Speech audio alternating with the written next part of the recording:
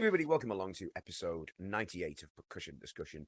As usual, I'm going to ask to check out our social media. You can find us on Facebook, Instagram, and of course our world famous YouTube channel, where you can find all of conversations past and present. Please subscribe. It only takes a second. This way you won't miss out on any of the upcoming episodes, I should say. If you'd rather listen on the go, then you'll find all of our conversations in podcast form. These are free to download from your favorite podcast provider. Once again, if you can find the time just to leave a short review, be very grateful. It really helps get the word out there. Thank you.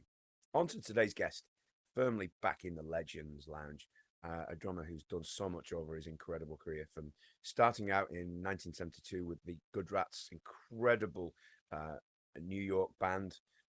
They've done some, just check them out. You don't need me to tell you. He went on to write one of the best double bass drumming books that has ever been, and it's just close to its 40-year anniversary. Joe Franco's double bass drumming book, which I had when I was a youngster. He's gone on to play with Twisted Sister, Widowmaker. He's recorded for the likes of Mariah Carey, Hall & Oates, Diana Ross. The list goes on and on and on. He's a very, very nice gentleman, and it's a pleasure to speak to him. Would you please welcome Mr. Joe Franco? Joe, thank you so much for doing this. It's great to see you. Great to see you, Maddie. Absolutely. And I'm looking in the background, and you've got lots of wonderful drum equipment in there. And I look back in my room, and it's just like you can see one cymbal and a bass drum pedal, but it's a great backdrop. Before we get into it, I have to thank our mutual buddy John Macaluso for fixing this up. So thank you, John. Johnny Mac. Yes, what a guy. Great drummer and a former guest on the show as well. So thank you, John. It's appreciated. So how's things with you, Joe? Very good. Yeah. I mean, yeah, I'm play drums and do it every day. This is where I hang. And always working on some new stuff and trying to just keep motivated. Perfect. What more could you ask for? I mean, now is a great time to speak to you because I think, is it Modern Drummer this month? They're doing a whole article on 40 years of double bass drumming, which is a perfect time to be speaking to you, really, isn't it? Yeah, it came out last week. It was quite an honor. Yeah. That book. And 40 years. So this would be 40 years to when you wrote it rather than when it was published, yeah, I guess, yeah? Exactly. Yeah, exactly. In 82, I came off the road for the first time.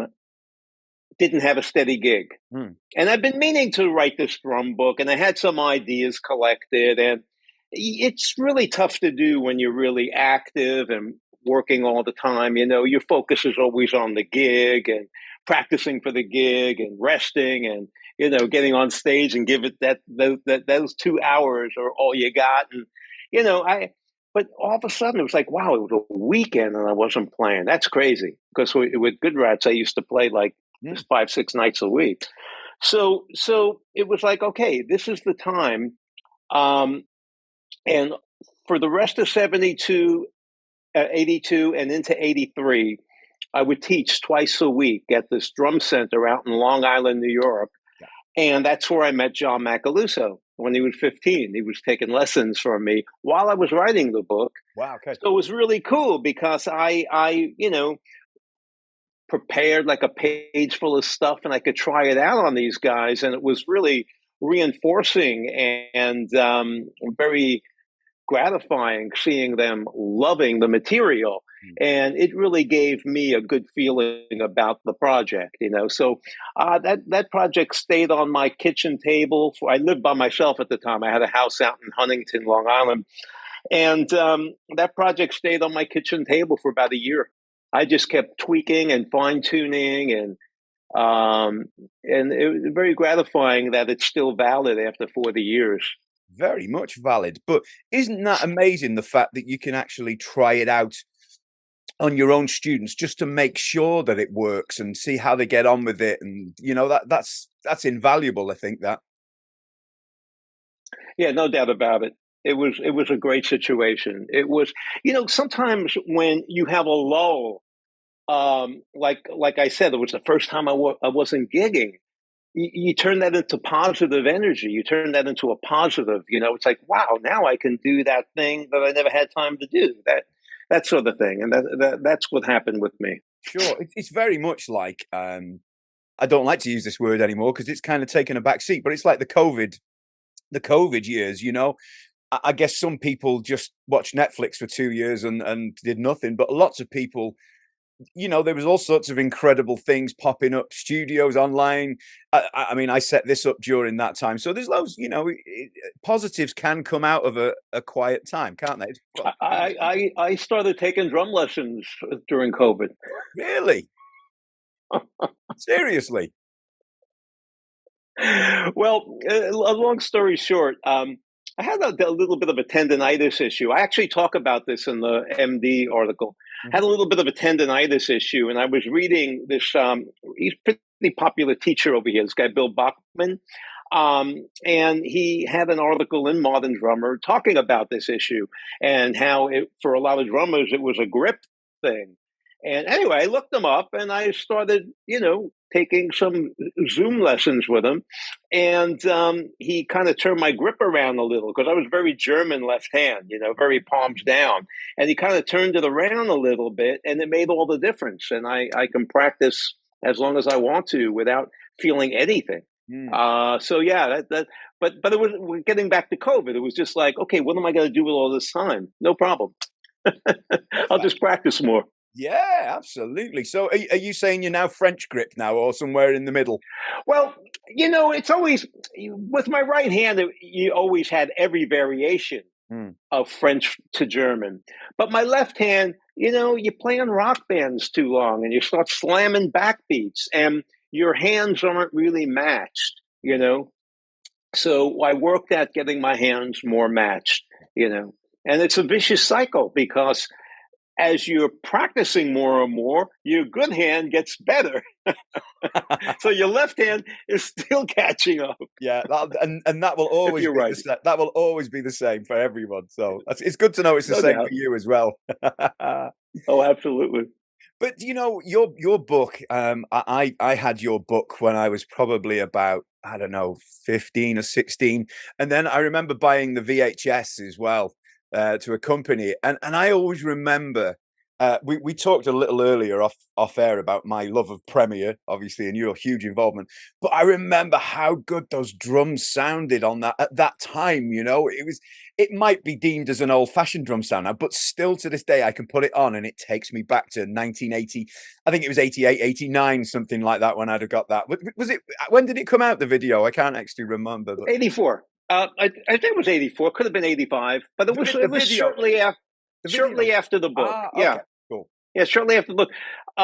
What happened, and I had more concepts. I wanted to do a volume 2, and then I got approached by this company, Axis Video. At the time, there was no drum videos. There was like Steve Gadd, DCI had a couple. I think Steve and Lenny White, and just a handful of guys, New York guys. And then Axis had one with Bill Bruford. And the DCI guys were drum guys doing video. The Axis guys were video guys doing drum video. You understand? So they look amazing, And of course, DCI has grown, and now Wallace has some incredible stuff out there, books and videos. But at the time, early 80s, there wasn't much out there. So I went with this Axis company, and I expressed some of my ideas of what I wanted to do that at the time haven't been done. Like, I want to play stuff from my book, and I want the notation to be on the screen, and that sort of thing, which at the time was novel. And they were video guys, and they were able to do all that stuff. So it was pretty cool. It was a cool experience. Such a great video to have. It was a thrill because obviously, any youngsters watching or listening, if they're on podcast, YouTube wasn't the thing then. You couldn't just go online and watch all these things. You had to go out and buy them and put them in the machine and rewind it, and it was a thrill, And I can tell you, yours was the first a video, and then I don't know if you remember the Randy Castillo one. He had Oh yes, this was the excellent. second one I bought. So there we go. But You're a rocker. yeah, in my youth, definitely. I used to have hair, believe it or not. I know that's quite hard to believe looking at me now, but yeah. But I And honestly, mine used to be a little darker. oh yeah, but hey, you've still got it. That's the main thing. But I honestly believe, your book and Carmine's book, the realistic rock, are two of the most important books in rock drumming. I think. I mean, yours, to be fair, it's not just about rock drumming, is it? It's quite it's not just flat out 16th notes. It's a musical book, isn't it? Well, I try to. That's what I wanted to achieve. I wanted to achieve something musical, and that was the whole impetus behind the single stroke system and having a downbeat and an upbeat sound and playing rhythms. And I always describe it like strumming a guitar, where you have downstrokes and upstrokes.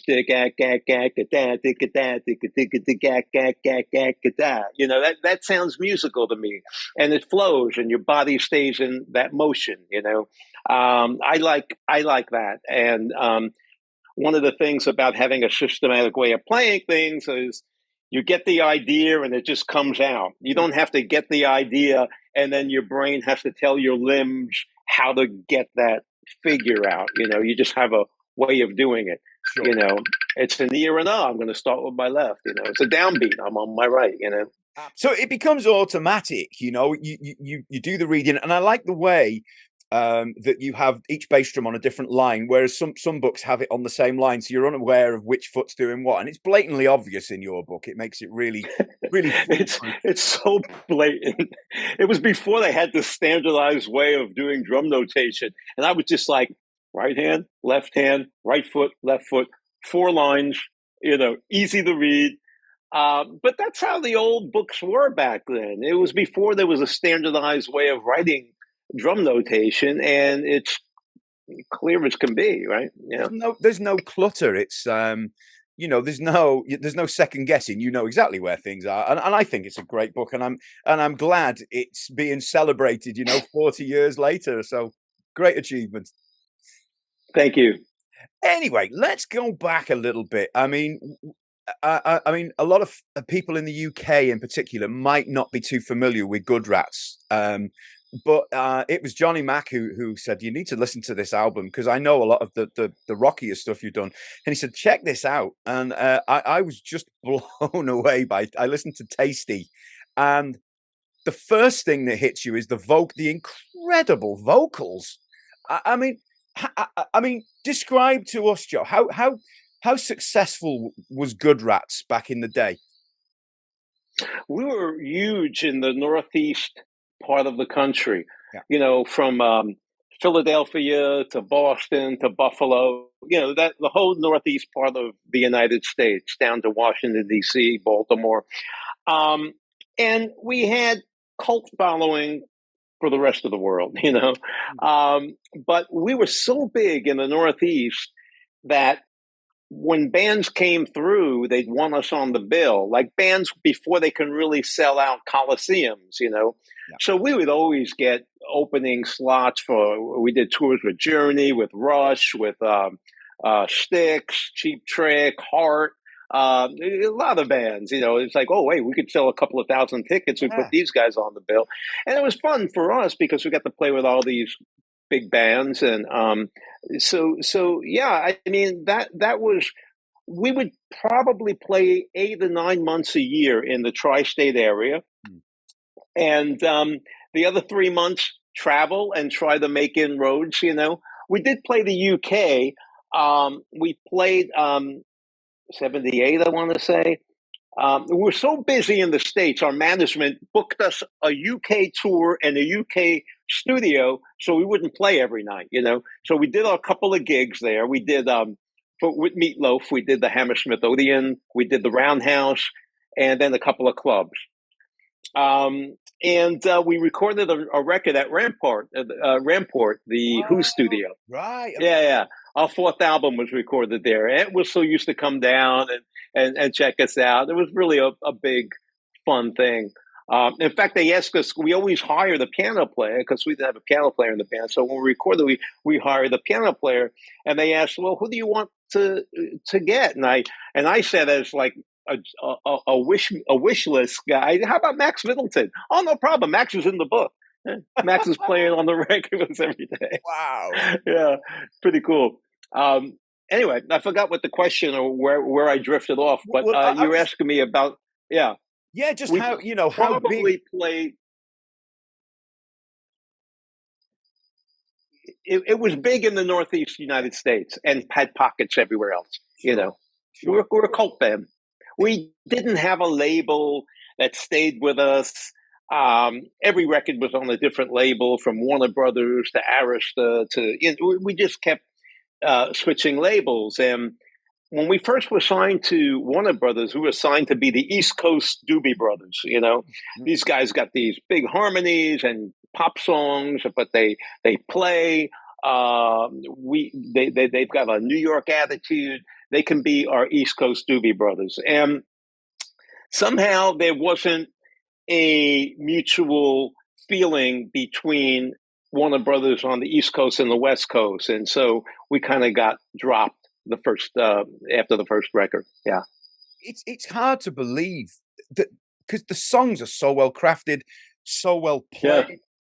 and the harmonies, as you say, Doobie Brothers, Eagles. I hear bits of Kansas in there, Steely Dan, and it's Yeah, there was always a three-part harmony, which is rare for rock and roll. Rock and roll is usually a two-part harmony, but we always had three-part harmony. Yeah. just an incredible band.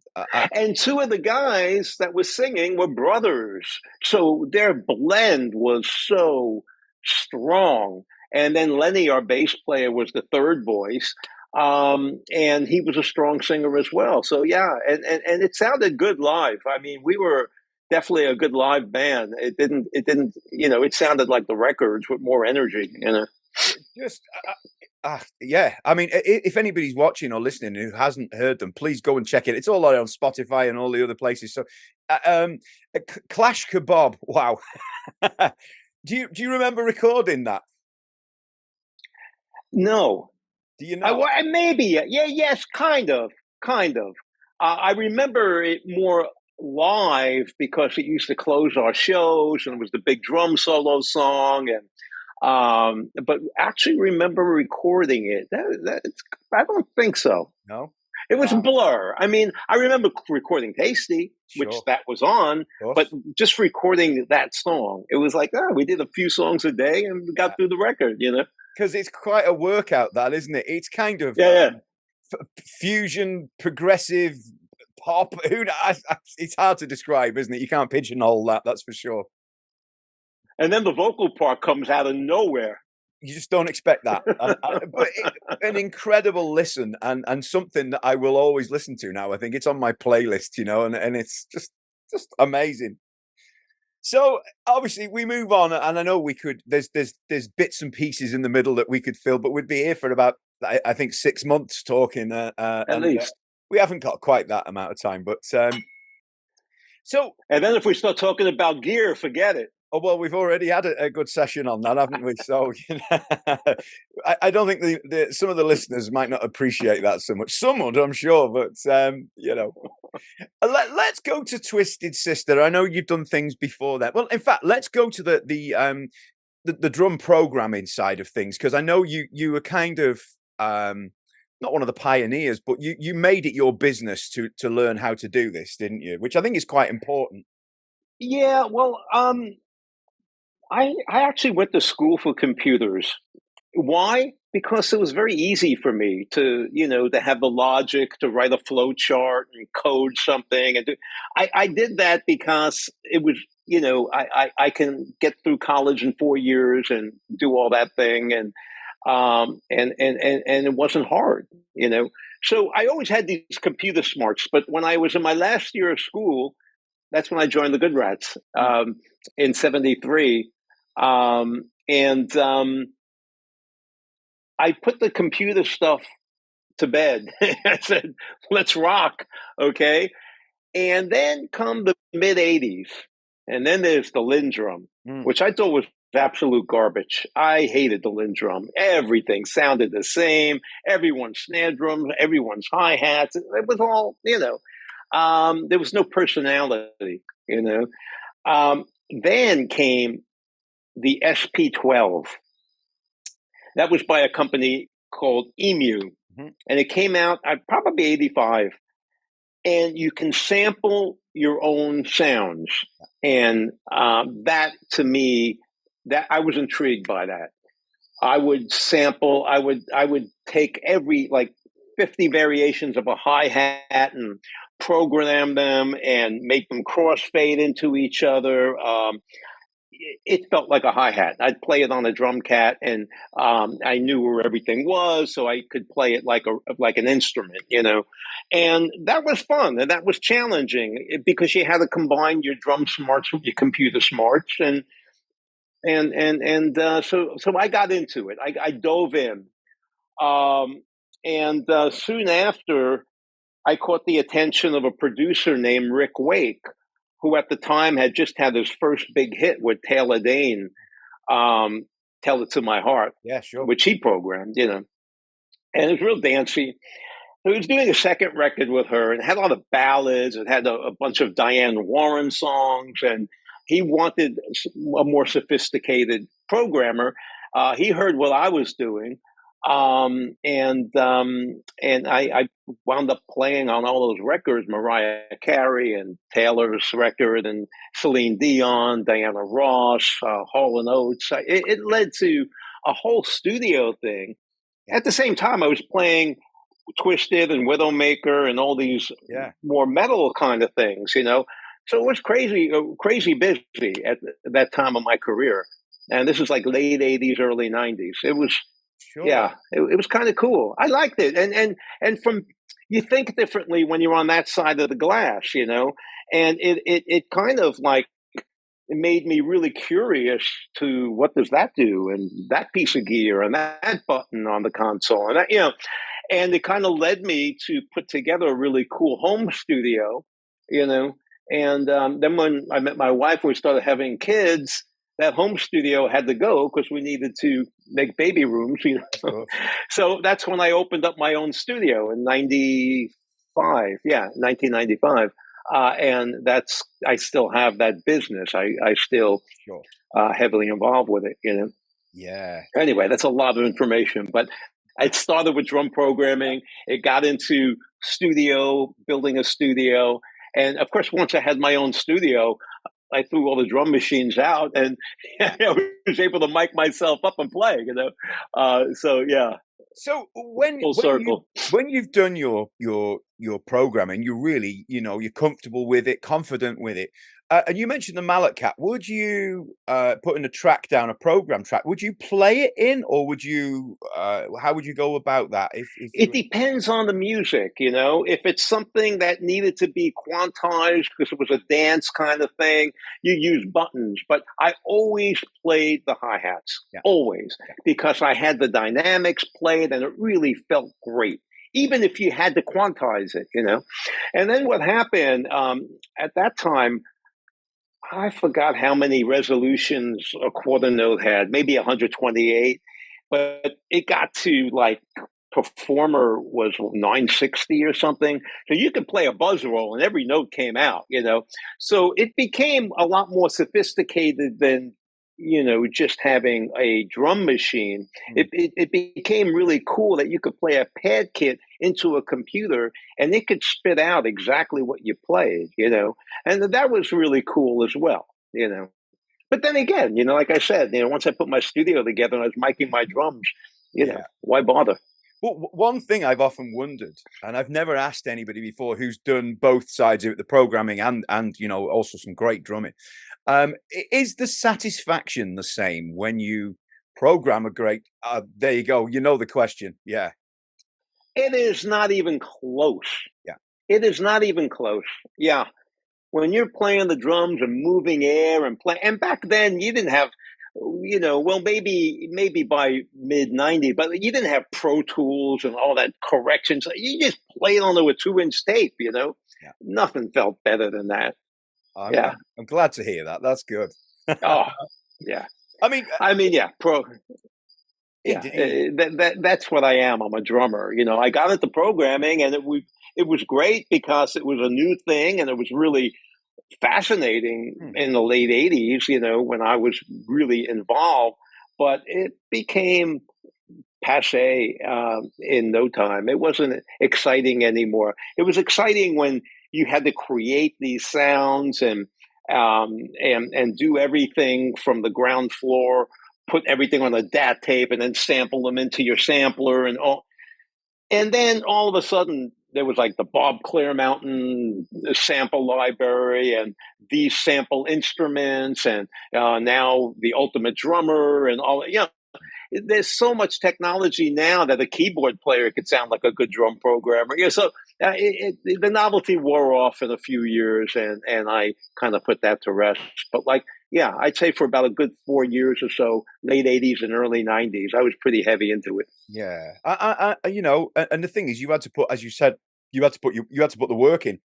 It was kind of a niche thing, I guess, at the time. It was. Whatever, something new is exciting to me, Yeah. And then you get bored with it, but I never get bored with the drums. You can't get bored because you keep on, discovering new things to do. That doesn't bore me, I could say the same about programming, but it doesn't excite me the way drums do, Yeah. No, I totally understand. I haven't done that in so long. I haven't programmed the track in probably 30 years, Yeah. No, well, I'm glad to hear it, and I'm glad to hear the satisfaction isn't the same. So that's good news to No, me. not close. Good. So let's move on to Twisted Sister. This is kind of where I first really became aware of you, obviously taking over from AJ Pero. Now I know the Love Is for Suckers album. People say things about it, and the drum parts on that, were they played in, or was it the same thing with the hi-hat, and how did that work? Here's what happened with Love Is for Suckers. Love Is for Suckers came at a point in the late '80s when I was the drum programmer guy, right? Twisted they didn't decide what they were going to do about drummers. They were well aware of me. We were really good buddies. I was good friends with all the Twisted drummers before me. In fact, the first time they went into the studio, they asked if I would come along to coach the drummer they had at the time. And then through the different drummers they had, through AJ, I was always very good friends with them. So I seemed like, I thought they should probably hire me, which they eventually did. Yes. But at first, they were doing some programming to get the demos down. And I walked into the studio one day with them and said, wow, these are pretty wimpy drum sounds. I can help you out with this stuff if you'd like. Anyway, long story short, they came over to my house, we had a studio there, and we knocked out all the bet demos. Now, Bo Hill, once he was assigned the producer job, heard the demos, and at that time, everything Bo Hill did was programmed. He did an Alice Cooper record about that time. It was all drum program, and he said, this is great. And we were under a crunch because we were together ready to do this record for a long time, but we just couldn't decide on a producer. And then when Bo came into the picture, we were late. And he goes, I could save a week at least by using these drums. These are great drum programs. So I was like, as you can imagine, incredibly pissed off. Yeah. That became the record. I had nothing to say. I'm just the drummer, I'm not the producer. Fortunately, I found a really dusty VHS tape of that tour.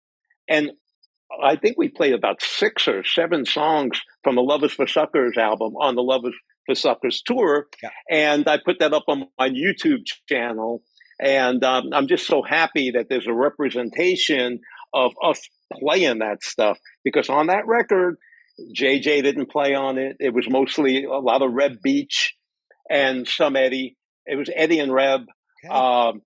It was not really a Twisted Sister record, And at that time, but like you react to what's going on around you. At that time, it was, Bon Jovi and records were really slick. Mm. So it kind of worked, and the fact the records I was making in the late 80s, if they weren't programmed, all the drum sounds were replaced with samples, Yeah. Which I used to do that as well for people. People would hire me to do that, because, Mutt Lange was doing the Def Leppard Yeah, I was records with just going to say bigger Def than Leppard. life drum sound. Of And the course. rock drummers are like, I want my drums to sound like that. Well, they're samples, Yeah. So, that was what was going on there. It was ultra slick rock records, It's why the gate was wide open for change, and why when the Seattle bands came in, it was like, yeah, let's rock. Let's get down to some raw rock and roll, because this is getting way too polished. Sure. Well, you say about the Seattle bands, and sadly, that was at the same sort of era as Widowmaker, wasn't it? It was kind of the right band at the wrong time kind of thing, wasn't it? Yeah, I love that band. So did I. Yeah, we got Still do. crushed. We got crushed. I mean, we couldn't get arrested. I mean, we were playing small places, and it was a struggle. We didn't have a big label, Mm. and that band was kick ass. Mm. I mean, it's probably my favorite band that I've played in. Yeah. Amazing front man, amazing guitars, amazing bass player. It was just a great band.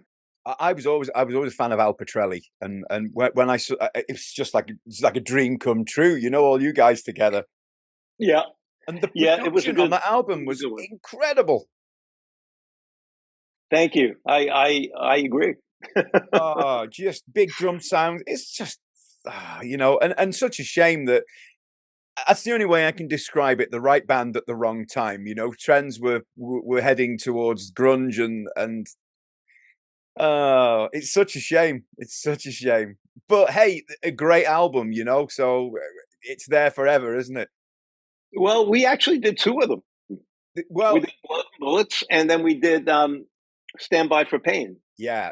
But was it not released straight away, the first one? Was there some controversy with the first one? I don't really know about the UK, but no, you're thinking of Desperado, maybe, with Bernie Torme. Oh, maybe. I'm not sure. Yeah.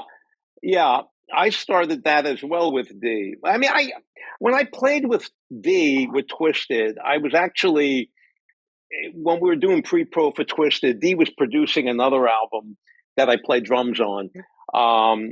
And he told me during that time, look, I'm doing this last record for Twisted, then I want to put together a killer band, and I want you to be a drummer. So this was before I went out with Twisted. I was looking forward to doing this new band with D. But unfortunately, it took 5 years to put out, and it's a long story, but it just did. And that's why it was passé by the time it came out. It was selling an '80s rock star in the '90s.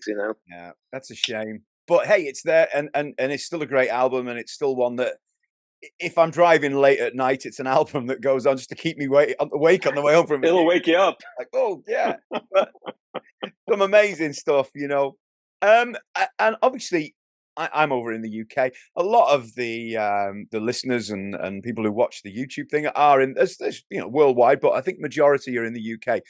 And you were kind of the poster boy for Premier drums, along with Rod Morgenstein. And I remember I've had your posters on my wall. Premier has been a part of my life since I was probably, I don't know, 10 years old, I guess. And you've played Premier for a long time. I know you don't anymore. Obviously, they're not the company they were. I played Premier for 25 years. Wow. From 78 to 03. Yeah. And why? Because I discovered this 252 pedal, which I see one right up there over your head. It is, yes. I discovered that. And then because, the way the foot plate lifts, you need to have a hi-hat that was the same. Yep. There we go. So there we go. If anybody's not familiar, there it is. There's that baby. And so you see how the lifted foot plate is. And so I had to get the Premier hi-hat that went with it. Oh, you got one of the new ones with the slots in them. I had the solid foot plates. Oh, right. Okay. Yeah. This is I, probably. I don't know how different they are, but I got used to the solid foot plates. I never played that one, but anyway, I started using the Premiere hardware, and I don't remember exactly what led me to seek an endorsement. But I, love Phil Collins, love Keith Moon. I loved a lot of Premiere drummers, and I love British rock bands, in general, from the early rockers, of course, the to Cream, and to just I just like the English vibe of how the English interpreted American music, because that's what they did, right? The Jeff Beck group with Rod Stewart. These are all the bands I used to go see in high school, and so I approached them at the time. Jim Coffin, rest in peace, who was later with Yamaha drums for many years. He was the guy who signed me the Premiere in '78. And I stayed with them many years. And as we were chatting a little before we went on live here, I did a really great tour of the UK and Scotland with Premiere, where we just, every night we were at a different drum shop.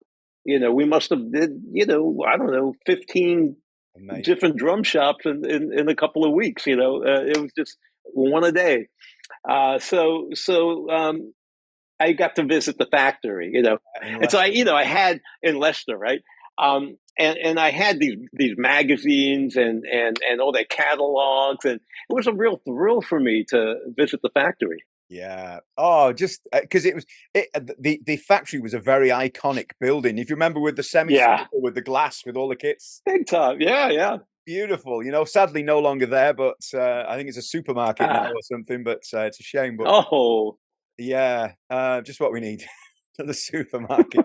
I think, were you playing? I think from memory, was it Projector? You played for the Projector series for quite a while, if you can remember. I played Elite. Okay. Elite, started with Elite. Yeah. And then the Black Shadow came out, but I really fell in love with the Soundwave sound. And I asked them if they would make me a Soundwave kit with a Black Shadow finish. Right. And I still have that kit. It's the kit I used on the video, double bass drumming. Yeah, makes sense. Okay, that's a Soundwave kit with a Black Shadow finish. Wow. Then when I started touring, I really didn't want to take that drum set out because they were just so beautiful. I asked them to make me one of those black, regular, what do you call that coating, vinyl or plastic vinyl? The regular wrap, right. Yeah. And so they made me that. And when it came in, it just looked sterile, So I hired this guy who did like race cars, and he pinstriped it. Wow. And that was the kit that I used on many records in the late 80s. Both Vinnie Moore records that I did, both everything of that era, Fiona's records. Yeah. They were all with that Soundwave pinstripe kit. Amazing. Yeah. And then from there, I went to, talking Premiere, I went to Signia, the maple shells. Now, I didn't like them as much as the Soundwave. And it didn't have so much to do with maple versus birch. It had more to do with Soundwave used to reduce the shell diameter slightly, and the head overhung. Yes. And the toms had that timpani vibe, I love that. They sounded big. They were easy to tune.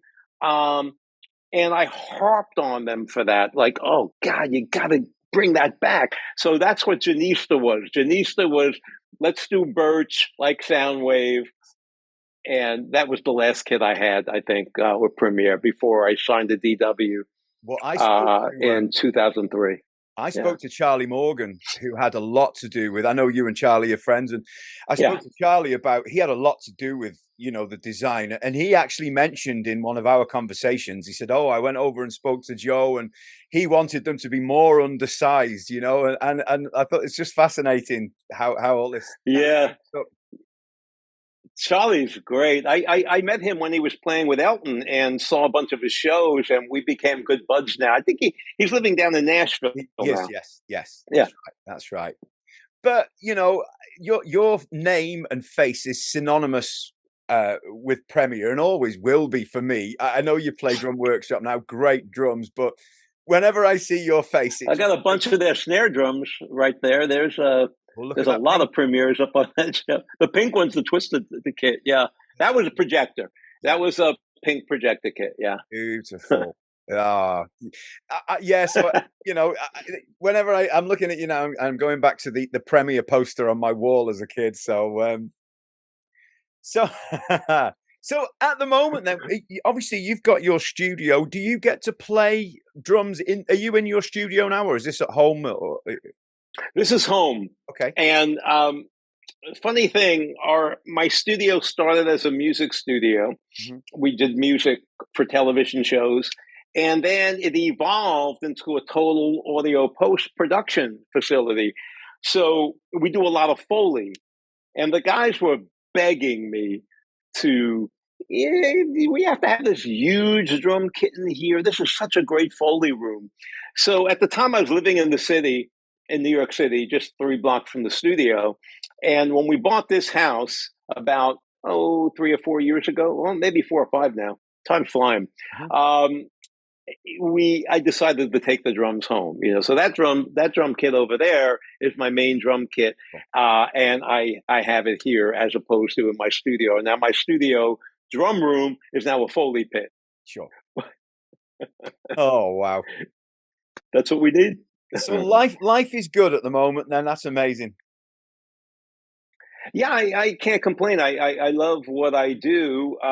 Drumming right now is more of a hobby.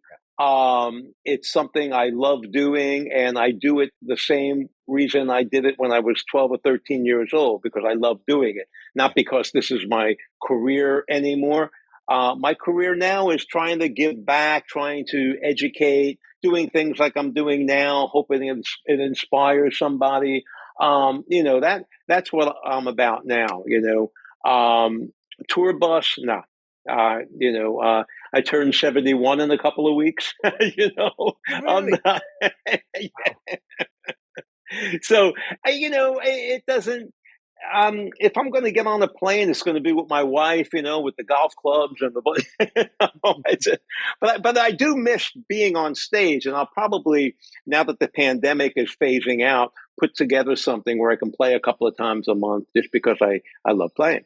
And I haven't figured out what I'm doing with that, but I'm sure I will do something soon. But like in terms of like doing the tour bus thing and disappearing for 6 months, I really don't see myself doing that. I love my life, the way it is, and I don't want to disappear. Have too many good things going on locally and in New York, and great friends, family, and yeah.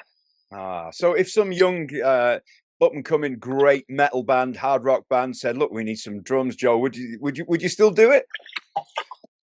Oh, yeah, of course. Yeah, of course. Twist my arm. But it's not something I pursue. It's not something I pursue.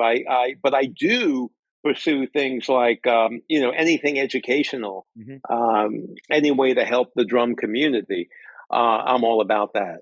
Yeah. Well, tell you, you're a good man, and I really appreciate your time today. You've been a real gentleman, and it's been a thrill to chat to you for, I don't know, an hour or so, however long it's been. So thank you so much, Joe. Really, really appreciate your time. Yeah, Maddie, really great to meet you. Likewise, and hopefully we can meet in person one day. Who knows? Yeah.